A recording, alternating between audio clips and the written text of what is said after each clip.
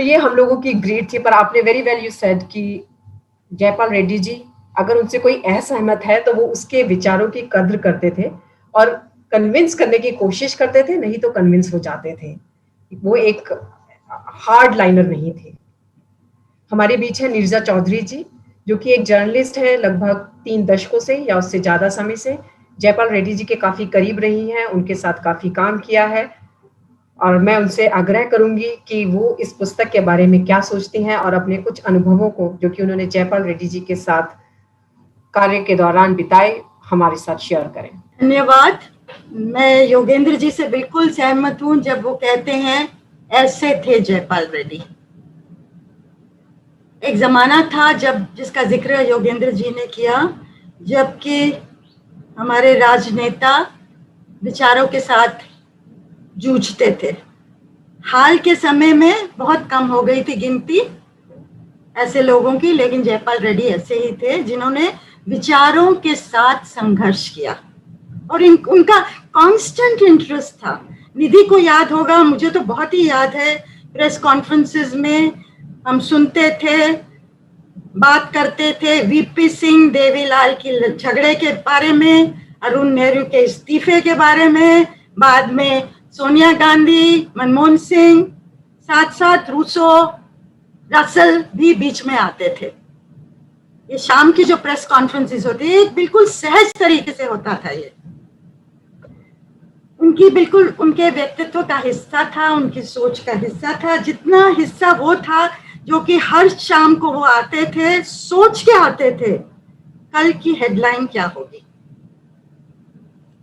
और most days वही headline होती थी।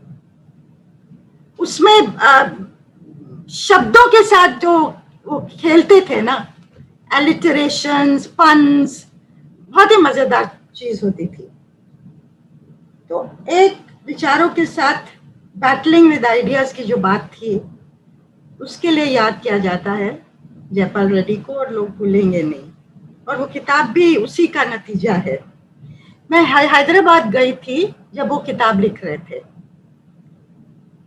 आई used to keep in touch with him, और मैंने उनसे काफी आर्ग्यू किया, जयपाल जी आप ये क्या किताब लिख रहे हैं, आप अपनी पॉलिटिकल जीवनी लिखिए ना पहले।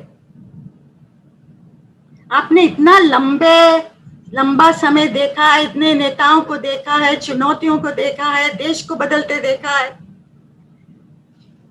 उन्होंने क्या बाद में, मुझे मालूम नहीं अरविंद जी के लिखा उन्होंने कुछ इसके बारे में कि नहीं, लेकिन जो उनके जो योगेंद्र जी ने भी कहा है कि उन्होंने इस चीज को, 10 आइडियोलॉजीज को ज्यादा जरूरी समझा, और क्योंकि उनके लिए बहुत मायने लगता था आइडियोलॉजी का खत्म हो जाना। उनके लिए आइडियोलॉजी और पॉलिटिक्स का तालमेल था, उनकी अपनी पॉलिटिक्स में तालमेल था, और कहीं ना कहीं उनको लगता था कि आइडियाज और आइडियोलॉजी को वापस आना है सेंटर स्टेज, और जो अब आ गया है ओनली पावर, सिर्फ power for the sake of power, at power at any cost. ये चीजें जो हावी हो गई हैं, कहीं ना कहीं वो कोशिश करते ही रहते थे। मतलब रियल पॉलिटिक्स, जो असली दुनिया है, जो जिसका हम सबको कुछ आभास है, वो तो थी ही, जिसकी वजह से जयपाल जी को पेट्रोलियम मिनिस्ट्री से जाना पड़ा।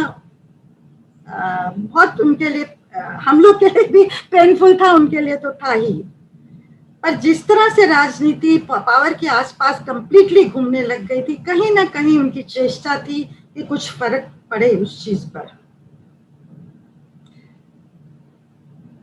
दूसरी चीज जो उनसे जो झलक में आती थी बातचीत से, बार बार वो आइडिया ऑफ इंडिया क्या है उसका जिक्र करते थे, जो कि किताब में भी एक उन्होंने वो कोशिश की है।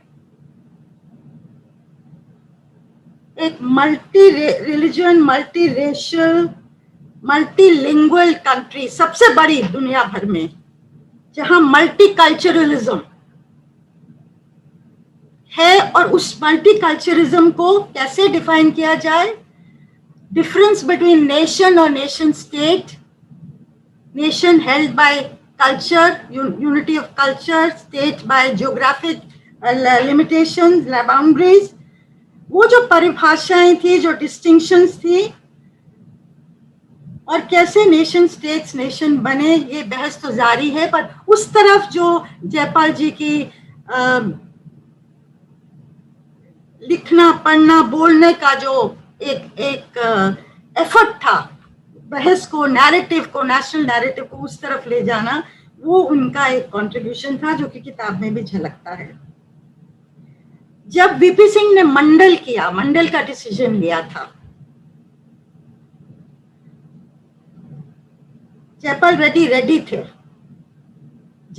जनरली अपर कास्ट ने इसका बहुत विरोध किया था, लेकिन जो समझ जयपाल रेड्डी की थी कि क्या हो रहा है, जो पॉलिटिकल प्रोसेसेस वो चीज रिप्रेजेंट करता था, उस समय की बात कर रही हूँ 1990 की, और हमारे बहुत डिस्कशंस हुए थे, और अगेन प्रेस कॉन्फ्रेंसेस में, जंतर मंतर में जब वो आते थे, उस फॉर्मल प्रेस कॉन्फ्रेंस के बाद 2-2 घंटे बैठते थे वो, और ये जब चर्चा चलती थी कि किस तरह से ये सत्ता में शिरकत उन कम्युनिटीज को जो बाहर किनारे पे रही हैं, हाशिए पे रही हैं, ये एक डिवोल्यूशन ऑफ डेमोक्रेसी को रिप्रेजेंट करता है, उस प्रक्रिया को रिप्रेजेंट करता है। उसकी बहुत एबरेशंस हैं, कास्टिज्म आ गया, कई चीजें उसमें गड़बड़ हुई हैं, लेकिन वो जो मंडलाइजेशन का प्रोसेस जिसकी वो बात करते थे, वो अभी भी जारी है।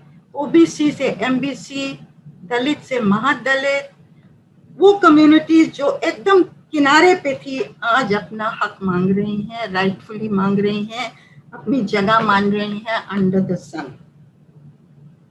मुझे बहुत खुशी है कि किताब का अनुवाद हुआ है, हिंदी में, तेलुगु में हो चुका है, और मैं तो रियली चाहूंगी कि एक करिकुलम का हिस्सा बने हमारी स्टेट्स में, हमारे एजुकेशनल इंस्टीट्यूशन में, ताकि इन आइडियाज पे, आइडियोलॉजीज पे चर्चा हो सके, और जैसा कहा गया है, इससे नई सोच निकल सके। अंत में तो मैं यही कहना चाहूंगी, जयपाल जी, हम आपको बहुत मिस करते हैं, पार्लियामेंट आपको मिस करती है, और देश भी आपको मिस करता है। धन्यवाद। थैंक यू नीरजा जी। शायद ये सभी पत्रकार जो उनके साथ डील कर चुके हैं, या कोई भी इंसान जो उनके साथ किसी ना किसी तरीके से जुड़ा हुआ था, वो यही चाहते हैं कि शायद वो हमारे बीच होते। आज जब ये किताब लॉन्च हो रही है, तो शायद उनके साथ हम अपनी सहमति और असहमति, जैसे कि योगेंद्र यादव जी ने कहा था, उनसे शेयर कर सकते और उनके विचारों से कन्विंस होते या उनको कन्विंस कर सकते थे।